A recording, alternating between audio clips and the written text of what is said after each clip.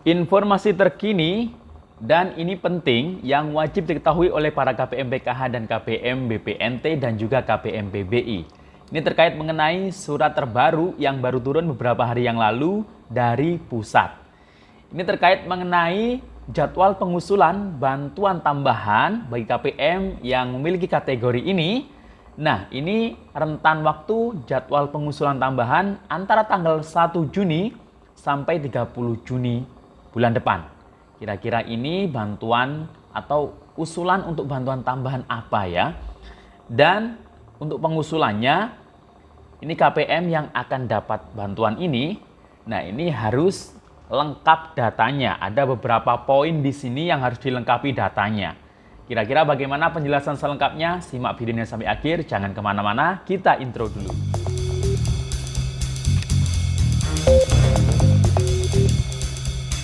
Assalamualaikum warahmatullahi wabarakatuh. Salam sejahtera, Shalom, Om Swastiastu, Namo Buddhaya, Salam Kebajikan. Sobat YouTube, kembali lagi di channel saya, Sukron Channel. Apa kabar Sobat YouTube semua? Semoga Sobat YouTube semua selalu diberikan kesehatan, diperlancar segala urusan dan usahanya, dan diperbanyak rezekinya. Amin. Sobat YouTube, pada video kali ini saya akan memberikan informasi terkini dan ini juga kabar yang sangat penting terkait mengenai surat terbaru yang turun dari pusat. Ini terkait mengenai ada info penting di tanggal 1 Juni hingga 30 Juni bulan depan. Ini kurang beberapa hari lagi sudah memasuki bulan Juni ya. Nah, ini terkait mengenai jadwal pengusulan. Nah, ini bantuan tambahan bagi KPM, baik KPM PKH, KPM BPNT, KPM PBI yang masuk DTKS lah pokoknya. Nah, ini ada jadwalnya dan untuk pengusulannya ini harus ada data-data yang harus dilengkapi dalam pengusulannya. Kira-kira bagaimana penjelasan selengkapnya? Simak videonya sampai akhir. Dan sebelum kita lanjut, silahkan yang baru bergabung di subscribe dulu channel ini dan ditekan tombol loncengnya agar Sobat YouTube semua mendapatkan pemberitahuan video terbaru dari Sukron Channel. Dan jangan lupa di-share di berbagai media sosial dan di-like apabila Sobat YouTube suka dengan video ini. Oke Sobat YouTube, kita lanjutkan pembahasannya. Nah, baru-baru saja saya mendapatkan info, ini ada surat terbaru yang turun dari pusat. Nah, surat ini turunnya beberapa hari yang lalu, tepatnya di tanggal 20 Mei tahun 2022. Nah, di dalam surat ini ada beberapa informasi penting. Nah, ini wajib disimak para KPM PKH, KPM BPNT, KPM BBI, ya pokoknya para keluarga yang sudah masuk data terpadu kesejahteraan sosial atau DTKS bagi warga masyarakat miskin atau rentan miskin atau warga yang kurang mampu. Karena dalam surat ini, nah ini terkait mengenai ada info penting di tanggal 1 Juni hingga tanggal 30 Juni tahun 2022 ini. Saat ini sudah akhir bulan Mei, artinya kurang beberapa hari lagi sudah memasuki tanggal 1 Juni. Nah, kira-kira di rentan waktu antara tanggal 1 Juni atau 1 bulan di bulan Juni tersebut, ini ada info penting apa ya? Nah, hal ini terkait mengenai jadwal pengusulan bantuan untuk para KPM PKH dan KPM BPNT atau KPM BPI yang khusus memiliki kategori berikut ini. Nah, kira-kira kategori yang seperti apa ini untuk pengusulan bantuan tambahan dan bantuan tambahannya ini berupa apa ya? Nah, ini sengaja saya buat penasaran di sini agar menyimak sampai akhir. Nah, jadi intinya di dalam surat ini, nah ini akan saya jelaskan di sini bahwasanya jadwal pengusulan fase 1 dimulai tanggal 1 sampai dengan 30 Juni tahun 2022. Kemudian di sini kira-kira pokok dalam surat ini apa ya? Nah, saya bacakan di sini ya. Jadi KPM PKH, KPM BPNT, KPM PBI, yang jelas keluarga Indonesia yang sudah masuk data di TKS. Nah, ini berkesempatan untuk diprioritaskan dapat bantuan ini. Apalagi untuk KPM PKH ini bisa termasuk atau bisa dibilang bantuan tambahan. Juga KPM BPNT yang memiliki kartu KKS. Nah, namun KPM PKH atau KPM BPNT atau KPM PBI penerima kartu Indonesia Sehat yang gratis. Nah, ini bantuan ini hanya untuk KPM yang memiliki anak sekolah SD, SMP, dan SMA. Jadi itu ya. Jadi di sini adalah hal terkait mengenai pengusulan data calon penerima program Indonesia Pintar Dikdasmen tahun 2022. Nah, ini suratnya untuk Kepala Dinas Pendidikan Provinsi dan Kepala Dinas Pendidikan Kabupaten atau Kota di seluruh Indonesia. Nah, ini saya bacakan di sini. Dengan hormat disampaikan bahwa Peraturan Sekjen Nomor 20 Tahun 2021 tentang petunjuk pelaksanaan program Indonesia Pintar ditetapkan oleh Pusat Layanan Pembiayaan Pendidikan atau Puslapdik. Salah satunya bersumber dari usulan Dinas Pendidikan Provinsi untuk jenjang SMA, SMK, SDLB, SMPLB, SMALB, dan usulan Dinas Pendidikan Kabupaten untuk jenjang SD, SMP, paket A, paket B, dan paket C.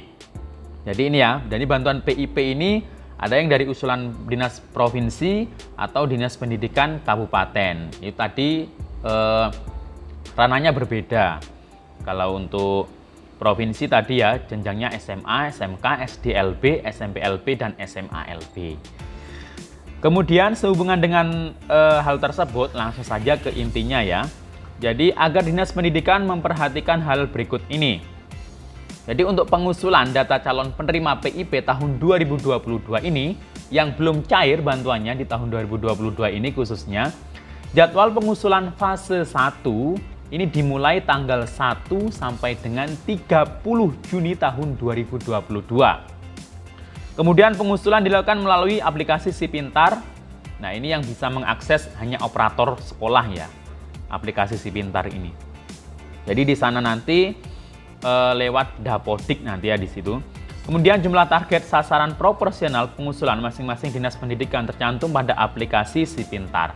Jadi di sini ada target sasarannya, ini ada kuotanya ya pengusulannya. Jadi kemudian nomor berikutnya, poin berikutnya, data sumber pengusulan menggunakan Dapodik Cut-Off 15 Mei tahun 2022 yang terdiri dari data peserta didik tercatat di DTKS.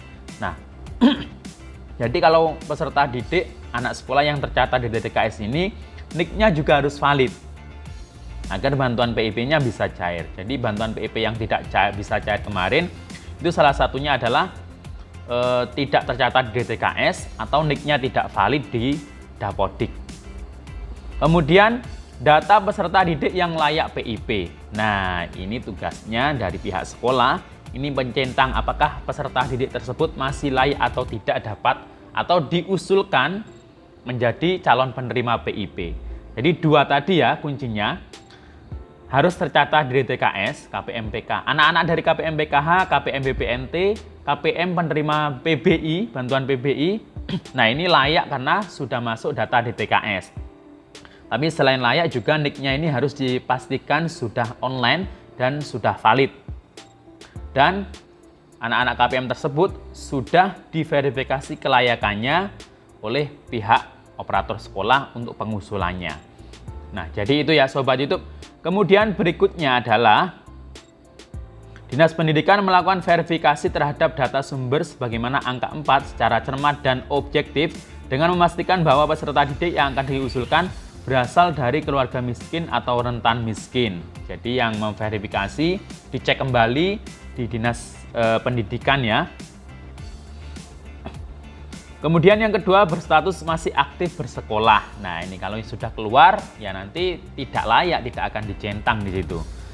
Kemudian yang keenam, Dinas Pendidikan melakukan pengusulan berdasarkan hasil verifikasi sebagaimana angka 5 dan dengan memprioritaskan peserta didik yang tercatat di DTKS. Nah, ini sudah pasti ya, yang diprioritaskan dapat PIP ini adalah yang pertama yang sudah masuk dalam DTKS dan datanya sudah padan dengan Dukcapil, NIK-nya sudah tidak ada masalah.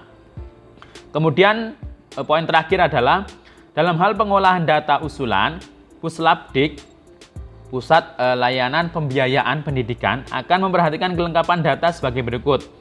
Yang pertama A, individu peserta didik pada fil 1 nama lengkap. Nah, kemudian 2 jenis kelamin, 3 NISN, nomor induk siswa. Kemudian nomor induk kependudukan NIK-nya. Nah, ini yang harus diperhatikan dalam pengusulannya. Kemudian nomor 5 tempat lahir, 6 tanggal lahir, 7 agama, 8 alamat, 9 layak PIP berikut dengan alasan layaknya. Jadi yang terakhir itu nanti akan dicentang layak PIP dengan berikut alasan layaknya. Layak mungkin karena sudah masuk di TKS, karena anak-anak dari KPM PKH atau KPM BPNT memiliki kartu KKS. Nah, ini kan layak di sini. Kemudian yang berikutnya, yang B adalah ibu dan ayah kandung. Jadi di situ nanti ada formatnya. Ini tugasnya dari operator sekolah yang mengusulkan ya. Atau puslapdik ya. Jadi puslapdiknya di sini. Jadi yang mengolah data usulannya.